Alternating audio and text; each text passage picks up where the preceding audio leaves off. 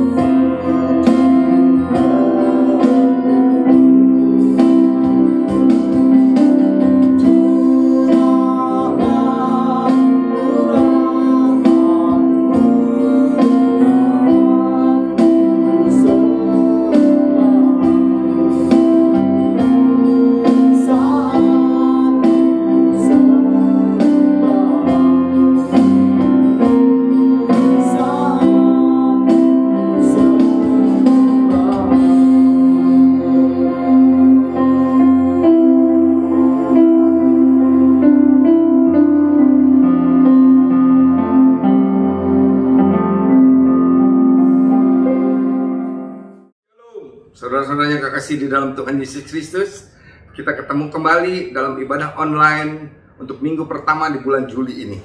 Pada tanggal 4 Juli 2021, jam 9 waktu Indonesia bagian Barat, mulai online. Saudara dapat menyaksikan ibadah online dari GBI God Zone yang dulu berjemaat atau beribadah di Hotel Grand Zurich, Bumi Serpong Damai. Saudara, kita sudah memasuki hampir 2 tahun, setahun lebih, setahun setengah dalam masa pandemi ini.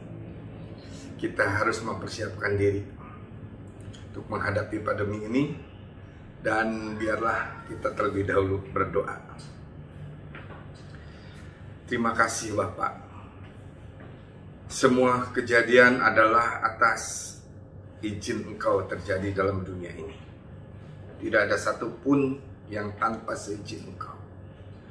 Jika seizin Engkau, kami dapat mengetahui bagaimana kami harus bersikap pada saat kami menghadapi segala hal di dalam dunia ini. Tuntun kami Bapak, untuk kami mempersiapkan diri kami untuk menantikan kedatangan Engkau kedua kali, dan bahkan lebih daripada itu, kami mempersiapkan diri menghadapi pandemi dalam dunia ini. Tetapi kami tahu saat seperti ini akan berlalu karena Engkau yang akan melakukannya, dan Engkau yang akan melindungi kami. Terima kasih Bapak, tuntun kami dalam tuntunan Engkau untuk kami dapat mendengar firman-Mu. pada pagi hari ini Tuhan, di hari Minggu ini. Kau tuntun hamba-Mu Tuhan yang tidak ada apa-apanya, biar kasih karunia Engkau yang menyertai hamba-Mu, yang dapat menyampaikan isi hati-Mu kepada kami semuanya, para jemaat Tuhan. Di dalam nama Tuhan Yesus kami telah berdoa dan mengucap syukur. Mari kita sama-sama katakan amin. Saudara, mari kita lihat apa yang Tuhan akan katakan kepada kita di hari-hari ini. Ini seri ke-29 dari seri Kerajaan Allah yang saya bagikan untuk saudara, dengan judul Otoritas Iman Orang Percaya. Otoritas iman orang percaya. Saudara, tolong garis bawahi. Otoritas iman orang percaya. Kalau saudara mempunyai iman dan saudara sebagai orang percaya, percaya kepada Tuhan Yesus sebagai Tuhan dan Juru Selamat, menebus dosa saudara, menanggung semua sakit penyakit dengan bilu-bilunya di atas kayu salib. Setelah itu dia mengalahkan maut, setelah dia dikuburkan dan bangkit pada hari yang ketiga, dan setelah itu dia naik ke surga, adalah mengkoneksikan kembali saudara dan saya kepada rumah Bapa di surga, yaitu Kerajaan Allah. Tolong garis bawahi, kenapa saya membawakan seri Kerajaan Allah? Karena pada akhirnya kita harus kembali ke sana. Karena pada waktu Tuhan Yesus datang ke dalam dunia ini, dia membawa Kerajaan Allah. Kerajaan Allah dibawa kembali oleh Tuhan Yesus yang telah hilang dari saudara dan saya, dari keturunan Adam. Sejak Adam jatuh ke dalam dosa, diusir dari Taman Eden, dan suasana kerajaan Allah sudah tidak ada di dalam Adam dan keturunannya sampai kepada saudara dan saya. Tetapi puji nama Tuhan, begitu besar kasih karunia Bapa kepada kita. Karena dia baik, maka dia menganugerahkan kepada saudara dan saya, membawa kembali kerajaan Allah ke muka bumi ini, untuk saudara dan saya dapat merasakan. Nah saudara, bagaimana supaya bisa merasakan kerajaan Allah ini? Dalam sebelum seri ini, dua seri sebelumnya, saya telah membagikan kepada saudara mengenai iman. Iman itu ada iman manusia yang harus dilihat, dikecap, dirasa, dipegang, diraba. Itu adalah iman manusia, sehingga dia percaya. Tetapi ada satu lagi iman yang dinamakan iman supranatural. Iman supranatural adalah iman saudara walaupun tidak melihat, tetapi saudara percaya bahwa itu ada dan itu pasti terjadi di dalam hidup saudara dan saya. Amin. Amin. Itu namanya iman supranatural. Saudara percaya bahwa dosa saudara diampuni. Seperti apa dosa saudara itu diampuni? Kita nggak bisa membayangkan. Saudara percaya ada Allah pencipta langit dan bumi dengan alam semesta ini. Seperti apa Allah itu kita tidak bisa melihat, tidak bisa mengecap, tidak bisa meraba, tidak bisa menyaksikan. Tetapi saudara dan saya percaya itu yang dinamakan iman supranatural. Saudara, kita harus punya iman supranatural, atau kita harus mengetahui bahwa iman supranatural itu telah dikaruniakan kepada saudara dan saya oleh Bapa kita. Dikaruniakan, diberikan kepada kita.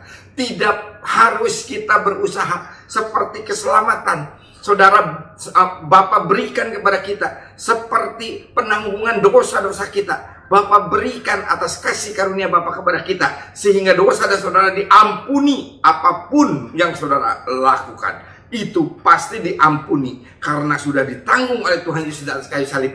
Dan Tuhan Yesus berkata, sudah selesai dan sudah genap. Saudara, kita harus mengetahui ini untuk mempersiapkan diri kita menghadapi segala macam hal di dalam dunia ini. Terutama kita harus mempersiapkan diri menghadapi kedatangan Tuhan Yesus kali kedua.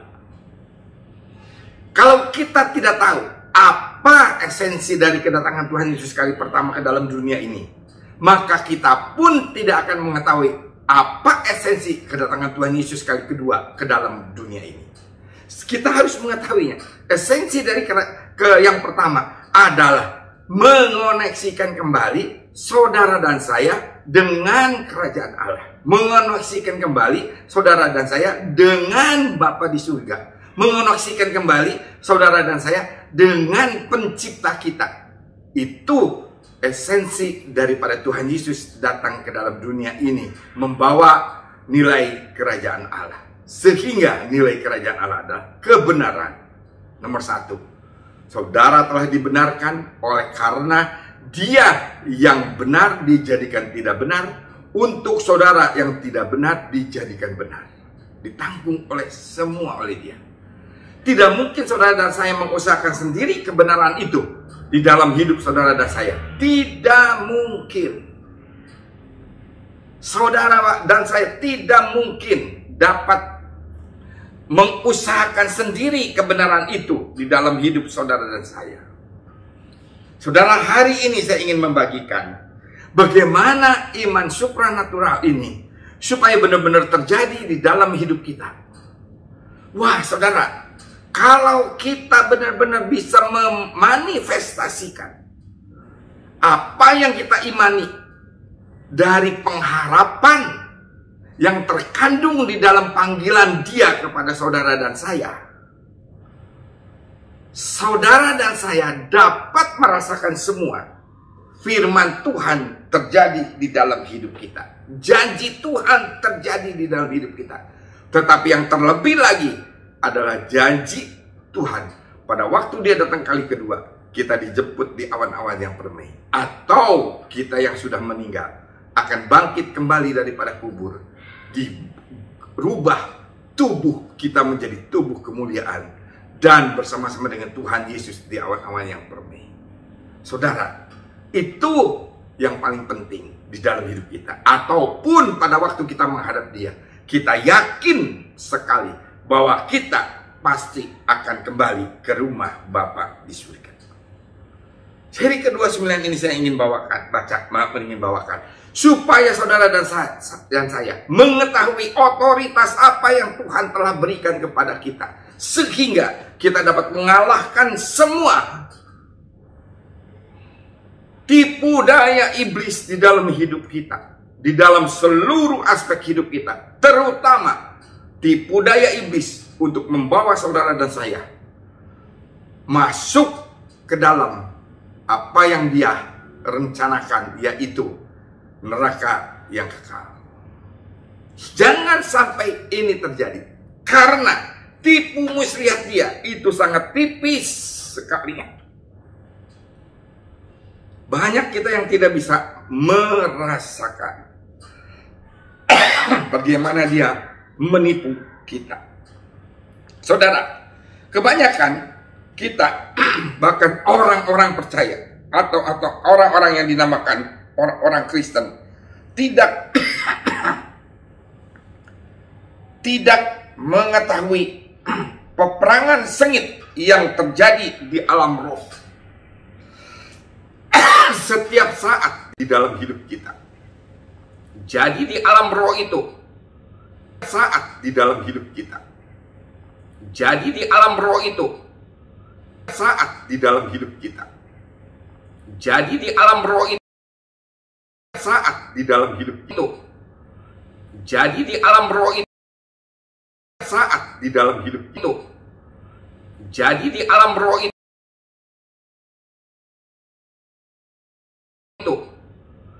jadi di alam roh itu menarik terus, sehingga kita akan diperhadapkan oleh dua hal di dalam hidup kita. Kenapa Hawa bisa jatuh ke dalam dosa? Karena memang Allah menciptakan Adam dan Hawa itu diberi kebebasan untuk memilih. Allah Bapa kita tidak mau menciptakan umat pilihannya menjadi robot, ikut apa yang dia mau menjadi robot. Tidak, tetapi diberikan free will, kebebasan untuk memilih. Saudara dan saya diberi kebebasan untuk memilih, mau melaksanakan kebenaran dengan firman-firman Tuhan, sehingga semua janji firman Tuhan terjadi di dalam hidup kita. Atau kita tidak mau tunduk kepada Allah dan tunduk pada si iblis dan melakukan kejahatan, maka firman Tuhan tidak akan terjadi di dalam hidup kita.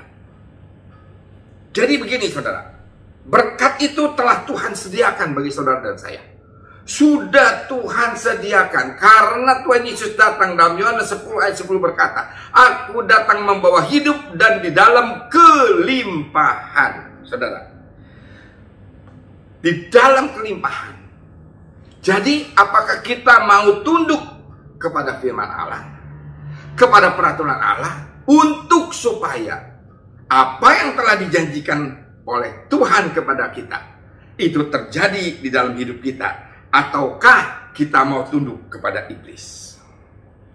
Roma 6 ayat 16. Saudara buka Roma 6 ayat 16.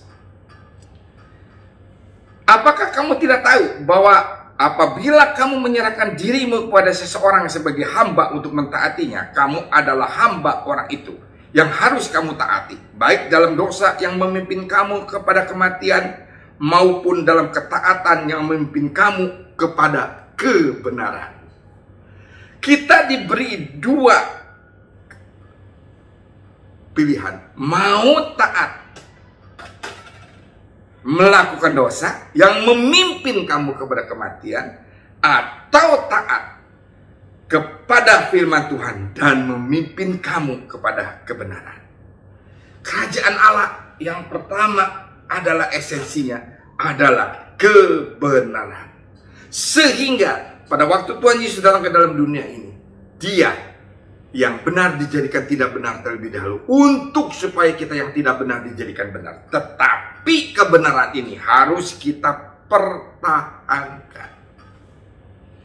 Sehingga kita harus memilih kebenaran ini. Mau memilih yang mana? Ikut taat kepada dosa dan yang membawa kematian, atau ikut kebenaran, atau taat kepada firman Tuhan yang membawa kepada kebenaran, atau kepada kerajaan surga. Ada dua. Sehingga kita itu ada di dalam peperangan terus-menerus di dalam hidup kita. Iblis tidak bisa mengendalikan Anda di luar kehendak Anda. Jadi iblis itu begini, saudara. Iblis itu tidak bisa, kalau kita tidak memberikan persetujuan kepada dia atau taat kepada dia menjadi hambanya dia, maka dia bisa menyetir kita, bahwa dia bisa mengarahkan kita kepada apa? Kepada kematian. Tapi kita tidak tahu. Makanya kitab Amsal ada berkata, dikira jalannya menuju kepada kebenaran, tetapi sebenarnya jalannya menuju kepada maut, ujungnya kepada maut. Iblis sering sekali melakukan itu. Tetapi iblis tidak bisa melakukan jika tidak atas persetujuan saudara dan saya.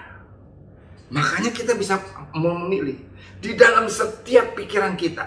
Apakah kita mau apakah di dalam pikiran kita mau marah? Apa kita mau dendam? Apa kita mau sakit hati? Apa kita mau memikirkan hal yang buruk, yang lebih buruk lagi? Atau saudara memikirkan, aduh, nanti kena corona nih, aduh, nanti engap nih, nanti, waduh, masuk rumah sakit nih. Atau saudara akan memikirkan, tidak, aku tidak akan kena corona, walau 1000 orang rebah di sisiku. Tapi kita tetap berdiri, ataupun 10.000 rebah di kanan. Tapi tetap Allah adalah kepercayaanku. Saudara mau itu benar-benar terjadi, atau saudara mau yang berlawanan dari itu terjadi? Itu menjadi pilihan kita. Menjadi pilihan saudara dan saya setiap hari di dalam hidup kita. Yakobus 4 ayat 7 berkata, karena itu tunduklah kepada Allah dan lawanlah iblis, maka ia akan lari daripadamu. Saudara, ya.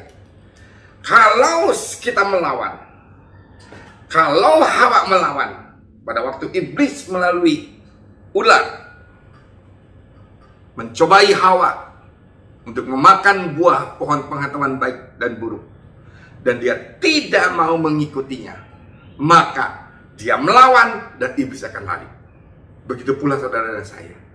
Kita harus lawan setiap saat, di dalam, apalagi di dalam masa pandemi. Saya mendapatkan dengan istri saya, memang betul, Tuhan ini lagi mengajar kita untuk kita dipersiapkan hari-hari ini oleh Tuhan untuk menghadapi kedatangan Tuhan kali kedua, supaya kita tidak salah memilih apa yang kita lakukan, kita pikirkan, kita bertindak di dalam hidup kita, agar benar-benar kita taat kepada firman Tuhan dan membawa kita kepada kebenaran. Kita berada di dalam peperangan rohani setiap saat, saudara. Saudara dan saya ada di dalam peperangan rohani. Kita baca Efesus 6 ayat 10-12, sering saudara baca, akhirnya hendaklah kamu kuat di dalam Tuhan, di dalam kekuatan kuasanya, kenakanlah seluruh perlengkapan senjata Allah, supaya kamu dapat bertahan melawan tipu muslihat iblis. Karena perjuangan kita bukanlah melawan darah dan daging, tetapi melawan pemerintah-pemerintah, melawan penguasa-penguasa, melawan penghulu-penghulu dunia yang gelap ini, melawan roh-roh jahat di udara. Jadi peperangan saudara dan saya itu ada peperangan di dalam alam roh. Iman supranatural adalah iman yang mempercayai bahwa alam roh itu ada, walaupun saudara dan saya tidak melihat. Amin. Alam roh itu ada. Jadi peperangan kita itu bukan dengan darah dan daging, tetapi jika kita menang peperangan kita di dalam alam roh, maka semua yang baik, semua janji firman Tuhan akan termanifestasi di dalam alam fisik, akan terjadi di dalam alam fisik. Karena Tuhan waktu menciptakan segala-galanya di dalam alam semesta ini, Dia hanya menciptakan dengan firman Dia, dengan perkataan Dia, dengan apa yang Dia katakan itu terjadi, maka terjadilah itu. Jadi kalau saudara mau terjadi semua janji Allah di dalam hidup kita, sampai kita mempersiapkan diri kita untuk menanti kedatangan Tuhan Yesus kali kedua, maka kita harus menang di dalam alam roh, supaya terjadi manifestasi di dalam alam fisik. Semua saudara. Jadi pikiran, keinginan, kemauan hati saudara yang terdalam terlebih dahulu akan diobok-obok oleh iblis. Roh saudara sudah menerima roh yang baru, yaitu ada Roh Kudus yang menjagai. Jadi yaitu ada Roh Kudus yang menjagai. Jadi Roh Kudus yang menjaga.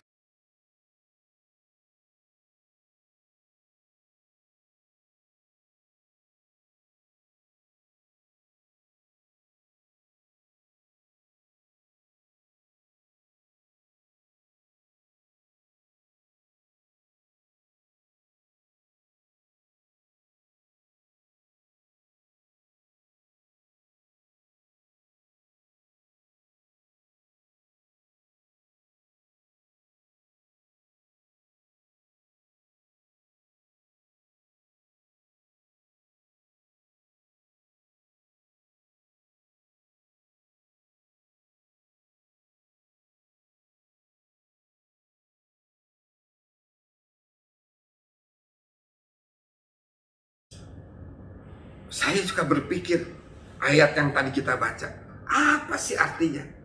Sekarang saya baru mengerti bahwa peperangan itu terjadi di dalam alam pikiran kita, roh kita, di dalam jiwa pikiran kita. Terjadi terus peperangan yang mau membawa kita kepada dosa yang membawa kematian, atau kepada ketaatan yang akan membawa kepada kebenaran. terus terjadi. Nah, saudara, setan bisa menggunakan orang-orang di sekitar kita. Ya, bisa menggunakan. Walaupun saudara ada di dalam pelayanan, walaupun saudara ada di dalam gereja, walaupun saudara ada di dalam persekutuan orang-orang kudus katanya, tetapi setan bisa menggunakan orang-orang untuk mencobai saudara dan saya. Sekarang saya baru ngeh dengan istri saya, baru sadar dengan istri saya waktu pelayanan dulu.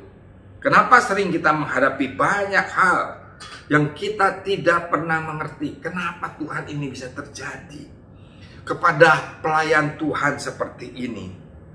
Kita ditekan, kita diasingkan, waduh, udah segala macam. Kita tidak pernah dianggap, kita dikata-katain, kita difitnah, dan segala macam hal terjadi. Terus juga dengan jemaat. Pada waktu kita mengembalakan, tetapi sekarang kita tahu bahwa iblis itu bisa mempergunakan apa saja untuk supaya hati kita marah, pikiran kita marah. Jangankan manusia, saudara, hal yang lain pun dapat dipergunakan oleh iblis.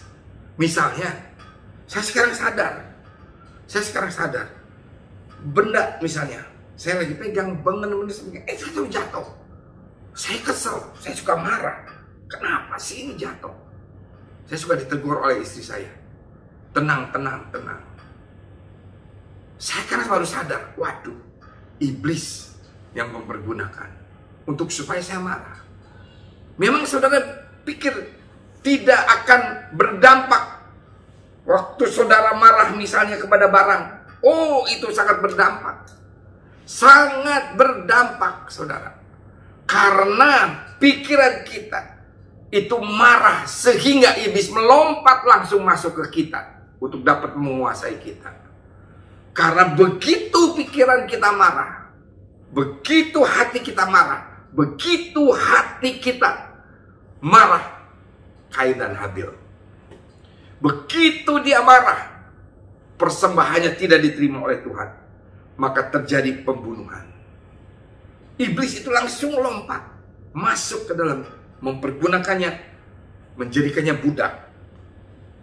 Maka lawanlah iblis, dia akan lari daripada Anda.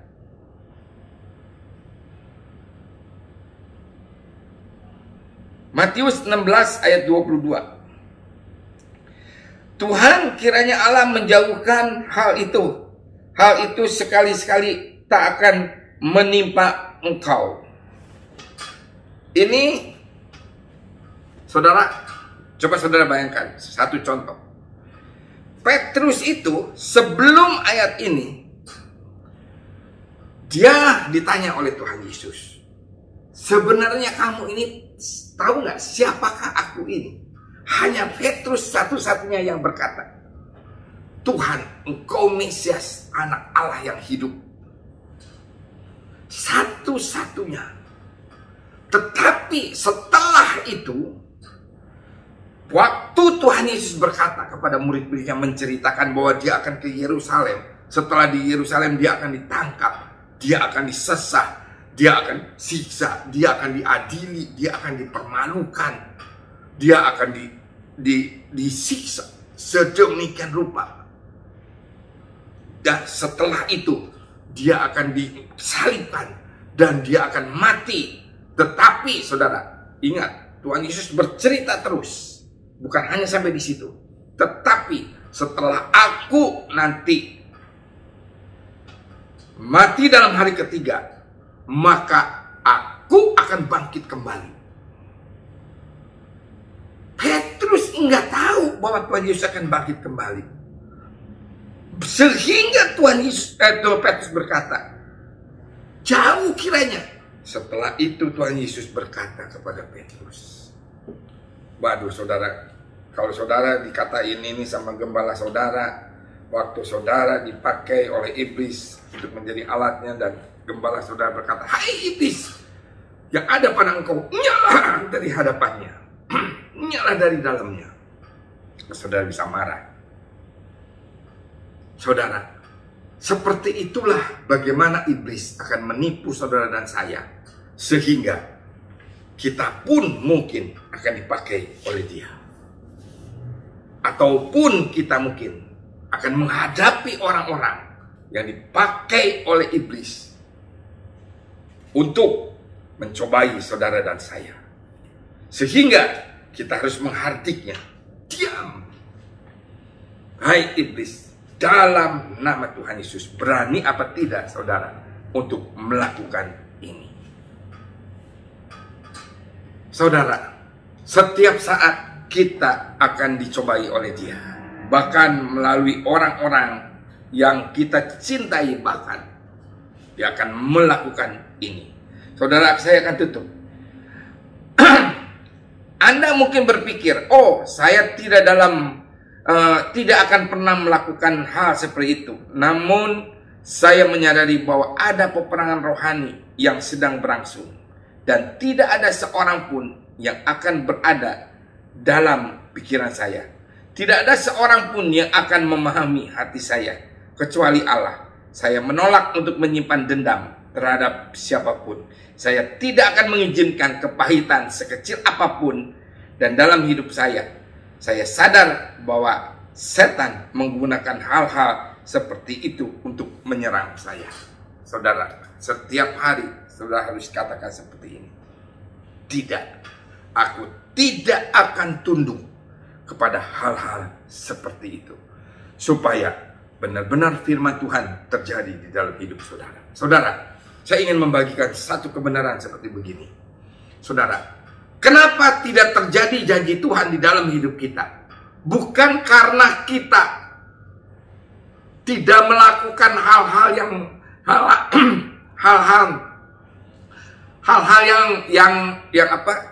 karena bukannya kita melakukan hal-hal, wah kita mesti baca Alkitab, kita mesti ini, kita mesti itu, mesti ini. Bukan itu. Jadi Tuhan itu sudah menyediakan semuanya. Tetapi yang menghambat firman Tuhan, janji Tuhan tidak terjadi di dalam hidup kita. Pada waktu kita membuka celah kepada iblis, iblis lompat masuk ke dalam kehidupan kita. Maka semua dia bisa memporak-porandakan, menghambat semua janji Tuhan terjadi di dalam hidup saudara dan saya. Itu sebab akibatnya daripada kenapa janji Tuhan sering tidak terjadi di dalam hidup saudara dan saya. Sehingga saudara dan saya harus memilih sampai saat ini, supaya iman supranatural kita benar-benar terjadi, termanifestasi di dalam hidup kita. Kita harus memilih setiap saat apa yang harus saya pikirkan, apa yang harus saya katakan, apa yang harus saya lakukan di dalam hidup saya. Ingat saudara, pikirkan. Saudara, apa yang harus saudara pikirkan? Apa yang harus saudara lakukan di dalam kehidupan saudara dan saya? Kita harus bisa memilih yang benar. Sehingga iman supranatural ini benar-benar termanifestasi di dalam hidup kita. Dan kita akan menantikan kedatangan Tuhan Yesus kali kedua. Dengan damai sejahtera dan sukacita yang berlimpah-limpah.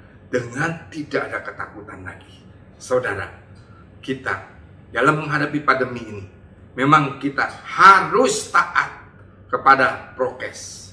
Ya, tetapi kita jangan sampai ketakutan karena serangan atau daripada si iblis. Kita punya kuasa daripada Tuhan, sudah diberikan kepada kita. Dan kuasa itu, kuasa yang sangat dahsyat, sama seperti kuasa yang membangkitkan Yesus di antara orang mati. Sehingga kita akan melihat kekayaan kemuliaan Tuhan di dalam hidup saudara dan saya. Dan dapat termanifestasi di dalam kehidupan saudara dan saya. Tuhan Yesus memberkati. Mari kita tundukkan kepala, kita persiapkan diri untuk menerima perjamuan kudus. Terima kasih Bapa untuk firman-Mu. Biarlah kami terus Tuhan ada di dalam tuntunan Engkau, ada di dalam hadirat Engkau hari-hari ini. Ada di dalam firman-Mu Tuhan yang menuntun langkah kami, yang menerangi jalan langkah-langkah kami, sehingga pikiran kami dapat taat kepada firman Tuhan dan membawa kebenaran, bukan taat kepada dosa, pada iblis sehingga membawa kepada kematian, tetapi benar-benar taat sehingga semua janji Tuhan di dalam hidup kami bisa terrealisasi. Engkau telah menyediakan pada waktu Yesus mati di atas kayu salib, yaitu menebus dosa-dosa kami. Kami telah dibenarkan, kami menjadi orang-orang benar saat ini. Tetapi kebenaran itu akan kami pertahankan terus dengan kami mentaati firman Engkau. Dan kesehatan Engkau telah berikan. Bilur-bilur Tuhan Yesus telah menanggung semua sakit penyakit. Dan kami akan katakan dengan mentaati firman Engkau bahwa kami tidak akan terkena sakit penyakit. Kalau kami terkena pun, kami akan sembuh karena sakit penyakit itu telah ditanggung oleh bilur-bilur Tuhan Yesus di atas kayu salib.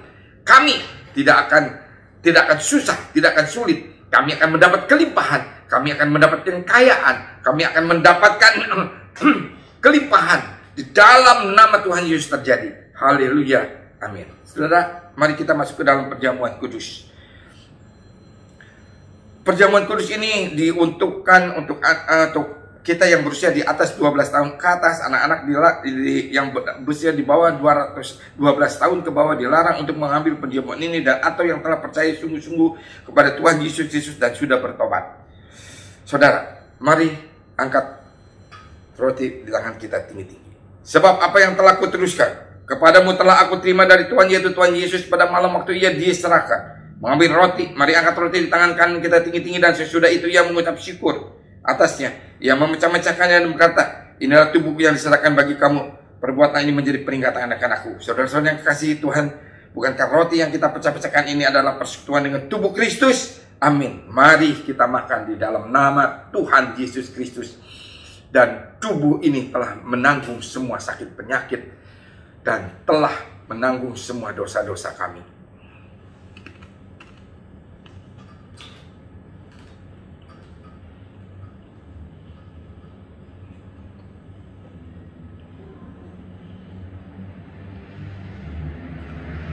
Mari angkat cawan di tangan kanan kita tinggi-tinggi. Demikianlah juga ia mengambil cawan sesudah makan. Mari angkat cawan di tangan kanan kita tinggi-tinggi. Lalu berkata, cawan ini adalah perjanjian baru yang dimeteraikan oleh darahku.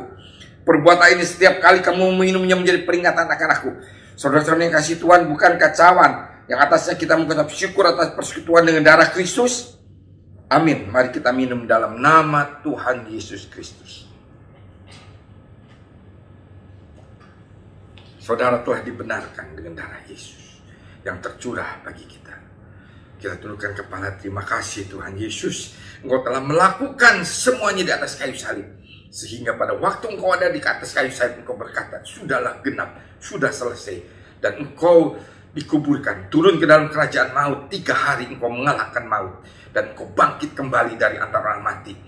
Dan terlebih lagi, pada waktu murid-murid Tuhan Yesus ada melihat dia, maka Tuhan naik ke surga, menandakan bahwa Tuhan membuka koneksi kembali ke rumah Bapa di surga. Makanya Tuhan Yesus menjanjikan pada waktu dia naik ke surga, aku akan menyediakan tempat bagimu. Di rumah Bapakku banyak tempat untuk engkau. Terima kasih Tuhan Yesus, terima kasih Bapa. Dan sesudah itu dia berkata, aku tidak akan meninggalkan engkau menjadi yatim piatu, tetapi aku akan menurunkan rohku, yaitu Roh Kudus yang memberikan hidup baru kepada saudara dan saya. Engkau telah dilahirkan kembali dari roh Allah, sehingga roh engkau adalah roh yang baru. Sampai saat ini, kalau engkau telah lahir baru, engkau mempunyai kehidupan roh yang baru. Perbaiki pikiran kita dan tindakan dari tubuh kita, sehingga pada saatnya tubuh kita akan diganti dengan tubuh kemuliaan. Dan jiwa pikiran kita akan ada di dalam kekekalan bersama dengan roh kita. Di dalam nama Tuhan Yesus kami telah berdoa. Mari saudara kita doakan bangsa Indonesia. Kami berdoa untuk bangsa Indonesia, untuk COVID-19 yang cepat berlalu dari Indonesia. Walaupun kami melihat dengan mata kami kembali sedang meledaknya pandemi ini Tuhan. Tetapi dalam nama Tuhan Yesus, kami tahu bahwa Engkau akan memberikan yang terbaik kepada kami. Dalam nama Tuhan Yesus, COVID ini segera berlalu. Berkati Presiden, Wakil Presiden, jajaran Menteri Kabinet, Satgas COVID-19 yang ada di garis depan untuk dapat berperang dengan semua yang si iblis akan kenakan kepada bangsa Indonesia. Dalam nama Tuhan Yesus, kami mengusirnya. Terima kasih Bapak, terima kasih Tuhan Yesus, terima kasih Roh Kudus, angkat kedua tanganmu, terimalah berkat. Maka berkat anugerah limpah rahmat, kasih karunia, kasih setia berlimpah-limpah daripada Allah Bapa di dalam anaknya Tuhan Yesus Kristus dan persekutuan yang dari manis dengan Allah Roh Kudus senantiasa menyertai saudara dan saya sampai Yesus datang kedua kali di awan-awan yang penuh menjemput saudara dan saya sampai selama-lamanya. Mari kita yang percaya dan menerima dengan iman kata bersama-sama, amin. Tuhan Yesus memberkati, selamat hari libur.